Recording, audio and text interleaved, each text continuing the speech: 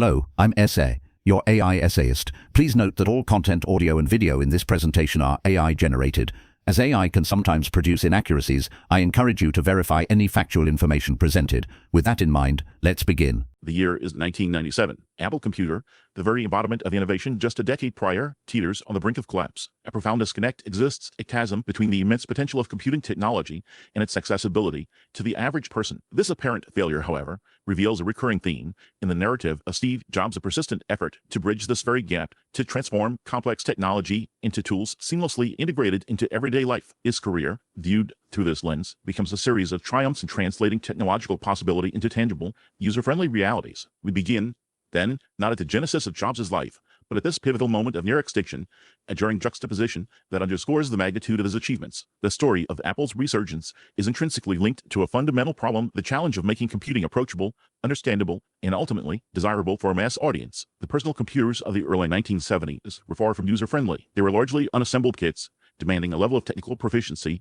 that excluded the vast majority of potential users. This technical proficiency encompassed a deep understanding of electronics, assembly, and programming languages, an intimidating prospect for someone lacking specialized skills. The solution, a vision championed by Jobs alongside Steve Wozniak, was revolutionary in its simplicity: the computer as a consumer appliance. This wasn't merely a matter of improved performance, it was a fundamental shift in philosophy. The Apple I, while a significant step forward, still retained many of the limitations of the era's hobbyist-oriented designs. It was a bare-bones kit, requiring assembly and technical expertise. The Apple II, however, represented a profound departure. It was a fully assembled machine, ready to use right out of the box. Its design, a conscious aesthetic choice, moved beyond the utilitarian metal boxes of earlier computers. A custom-designed plastic case, an integrated keyboard, and a built-in power supply created a cohesive, user-friendly package. This seemingly small detail, the integration of components, was a giant leap forward. It signaled a change in perspective, an assertion that a user should not need to understand a machine's inner workings to operate it effectively. This approach, a cornerstone of Jobs' later successes, established the principle of vertical integration, a strategy that sought to control every aspect of a product's design and manufacture, ensuring a unified and refined user experience. It was a holistic approach that considered not only the technical capabilities, but also the aesthetic appeal and ease of use. The Apple II wasn't merely a functional machine. It was designed to be visually appealing and intuitively accessible. This focus on usability, this commitment to a seamless user experience, was a radical departure from the prevailing paradigm. The result was a machine that appealed to a much broader audience than its predecessors. It was a machine that could find a place in homes and schools, not simply in the laboratories and workshops of dedicated hobbyists. The impact of the Apple II was profound and far-reaching. It didn't just improve the technical capabilities of personal computers, it redefined their very essence. It fundamentally altered the perception of computers, transforming them from enigmatic machines for specialists into potential tools for everyday use. The Apple II's success wasn't merely a commercial triumph.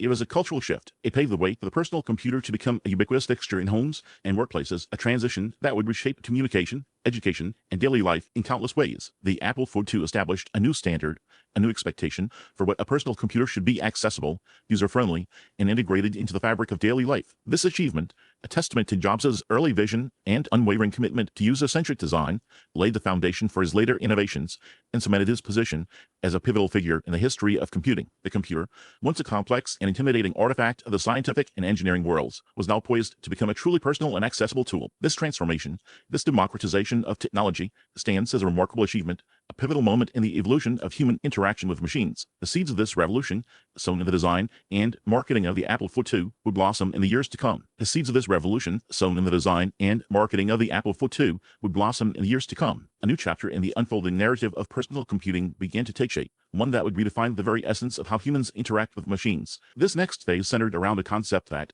while nascent in academic circles, was poised to explode onto the consumer landscape: the graphical user interface, or GUI. The early 1980s presented a stark contrast in the realm of computer interaction. On one side stood the command line interface, a text-driven system demanding users possess a specialized knowledge of cryptic commands. This presented a formidable barrier to entry for the average person, limiting the potential reach of computers far beyond the technologically initiated. Existing research into graphical interfaces, pioneered at places such as Xerox PARC, remained largely confined to the laboratory, their potential unrealized in a commercially accessible form. Into this environment stepped a figure who recognized in the GUI something far exceeding a mere feature. He saw a complete paradigm shift, a path toward the true democratization of computing. That person was Steve Jobs. At Apple, he became the driving force behind the Macintosh project, an endeavor focused on translating theoretical concepts into a tangible, user-friendly reality. The Macintosh represented a radical departure from the status quo. It was more than simply an improvement.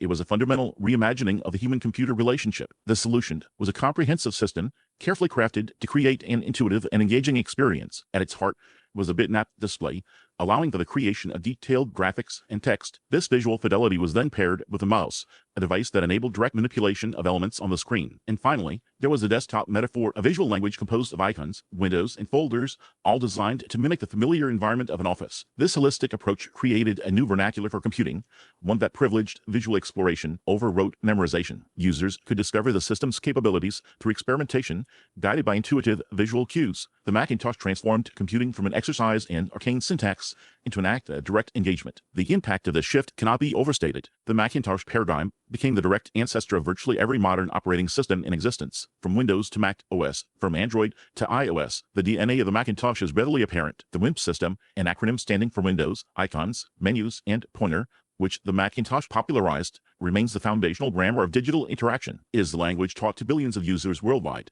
the basis upon which our modern digital world is built. The genius of the Macintosh lay not in inventing these elements, but in synthesizing them into a cohesive and compelling whole. Jobs did not conceive of the GUI in isolation.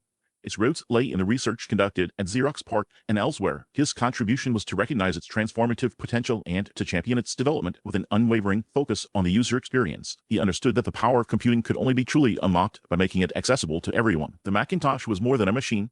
It was a statement of intent. It declared that computers should be tools for empowerment, instruments of creativity, and extensions of the human mind. It was a bold vision, one that would inspire generations of designers and engineers to push the boundaries of what was possible. The legacy of the Macintosh extends far beyond the realm of technology. It represents a triumph of design thinking, a demonstration of the power of user-centered innovation. It showed that technology could be both powerful and approachable, both sophisticated and intuitive. It proved that the key to unlocking the potential of computing lay in creating a seamless and engaging user experience. The Macintosh's influence is evident in the way we interact with technology every day. From the smartphones in our pockets to the tablets on our desks, the principles of the Macintosh are still alive and well. The familiar icons, the drag-and-drop functionality, the intuitive menus, all of these are direct descendants of the original Macintosh vision. The Macintosh was a gamble, a bet on the future of computing. It was a project fraught with challenges, setbacks, and internal conflicts. Yet, through it all, Jobs remained steadfast in his belief that the GUI was the key to unlocking the true potential of personal computers. His unwavering commitment, his relentless pursuit of perfection, and his singular vision ultimately transformed the way we interact with technology. The Macintosh story is a testament to the power of design, the importance of user experience, and the transformative potential of technology. It is a story that continues to inspire, to challenge, and to shape the future of computing. It is a reminder that the most profound innovations are often those that are the most intuitive, the most accessible, and the most human. The Macintosh was a turning point, a moment when the future of computing was forever changed, a future where technology became a tool for everyone, empowering individuals to create, to connect, and to explore the world in new and exciting ways. The Macintosh, in its elegant simplicity, opened the door to that future. This revolution, however, was only one facet of a multifaceted career. An unexpected turn of events led to a period of profound personal and professional transformation. This crucible would forge a deeper understanding of technology and management, ultimately shaping the trajectory of both Apple and the broader technological landscape. This period, though marked by challenges, proved to be an essential chapter in the continuing narrative. The departure from Apple in 1985, though initially perceived as a setback, initiated a period of profound reinvention for Steve Jobs. This phase, marked by the founding of NeXT and the acquisition of Pixar, was an essential incubation of ideas, a crucible where he honed the insights and skills that would later redefine the technological landscape. This period of exile, ever from being a retreat, provided the space for him to synthesize a deeper understanding of both technological architecture and the dynamics of creative innovation. The first venture, NeXT, addressed a significant void in the computing market. While powerful workstations existed, particularly those running the Unix operating system, they often presented a formidable barrier to entry for users. The interface was typically command-line driven, demanding technical expertise and a steep learning curve. Simultaneously, more user-friendly systems lacked the underlying power and flexibility required for demanding scientific and professional applications. Jobs envisioned a system that combined the strengths of both worlds of the raw computational power of Unix with an intuitive and elegant user experience. The solution manifested in the XT-Step, an advanced operating system built upon the Mark kernel. This kernel, a microkernel design, provided a stable and robust foundation, while the operating system's core offered a sophisticated set of object-oriented libraries, or frameworks, and a graphical user interface, or GUI. Object-oriented programming, a paradigm where software is structured around objects rather than procedures, offered a more modular and reusable approach to software development. This approach allowed for the creation of more complex and adaptable applications. The GUI, a hallmark of the Macintosh, was further refined, offering a sleek and intuitive user experience. NeXT steps sought to democratize access to high-performance computing, making it accessible to a wider audience. The NeXT hardware, a sleek, black cube, reflected Jobs' unwavering commitment to design. The machine was a statement, a symbol of the vision. The technological innovations within were equally striking. NeXT step object-oriented architecture, in particular, proved to be a prescient choice. This architecture facilitated the development of sophisticated applications and provided a platform for future advancements. While the NeXT computer itself ultimately failed to achieve significant commercial success, its impact should be measured by other metrics. It was a technical marvel, a testament to Jobs' vision for the future of computing. The operating system, in particular, would leave a lasting legacy. In the world of software, the NeXT Step operating system would later become the foundation for Apple's own operating system, Mac OS, in 1996. This acquisition was a pivotal moment, bringing Jobs back into the fold and providing the technological backbone for the company's subsequent resurgence. The NeXT experience, therefore, was a crucial training ground. It forced Jobs to grapple with the complexities of building a complete software ecosystem from the kernel to the user interface and to manage the challenges of developing and marketing a sophisticated technological product. The lessons learned in this period were invaluable. Simultaneously, Jobs became involved with Pixar, a computer graphics company that was at the forefront of a nascent industry. This venture presented challenges of a different sort. While NeXT focused on the technical challenges of software development, Pixar confronted the complex issues of merging cutting-edge technology with the art of storytelling. The challenge was to translate the potential of computer-generated imagery, or CGI, into a viable and compelling form of entertainment. The early days of computer animation were characterized by short-form projects, technical demonstrations, and a lack of established narrative structures. The transition from these short films to feature-length animated films represented a significant leap, both technologically and creatively. Jobs' role at Pixar was primarily strategic and managerial. He provided the financial backing, the organizational structure, and the leadership necessary to navigate the challenges of a high-stakes creative venture. He did not direct the films, nor did he design the software. His contribution lay in fostering an environment where creative and technical talent could flourish. He understood the importance of long-term vision and the need for patience in a field where the development cycles were protracted and the risks were significant. He shielded the Pixar team, led by Ed Catmull and John Lasseter, from the immediate pressures of commercial success, allowing them the freedom to experiment, innovate, and refine their craft. The creation of Toy Story, the first feature-length computer-animated film, was a landmark achievement. It demonstrated the potential of CGI to tell compelling stories and the power of the creative vision. The film was a testament to the collaborative spirit that Jobs fostered at Pixar, a place where artists and engineers worked together to push the boundaries of what was possible. The success of Toy Story was a watershed moment, proving that computer animation could be more than a technical novelty. It could be a form of art, a vehicle for storytelling, and a source of entertainment for audiences around the world. The Pixar experience provided Jobs with a critical education in the art of managing creative innovation. He learned how to balance the demands of technological advancement with the imperatives of artistic expression. He recognized the importance of fostering a culture of collaboration, experimentation, and risk-taking. This was a lesson that would prove invaluable in his later leadership at Apple. The seemingly disparate worlds of software engineering and animation converged in Jobs' mind. He saw that high-level creative and technical projects required similar management principles, a vision that would later drive his work at Apple. The period of exile, therefore, was far from a period of failure. It was a time of profound learning and reinvention. The NeXT venture offered him the opportunity to master the intricacies of software architecture and to build a complete operating system. The Pixar experience provided him with the insights into the dynamics of creative innovation and the art of managing a high-stakes, purely creative technical enterprise. These experiences were not merely isolated ventures. They were integral components of a larger, more comprehensive education. The NeXT Step operating system and the Pixar model of creative management provided the two missing pieces for his ultimate success. The acquisition of NeXT by Apple in late 1996 marked the beginning of a new era. This acquisition brought Jobs back to the company he had co-founded,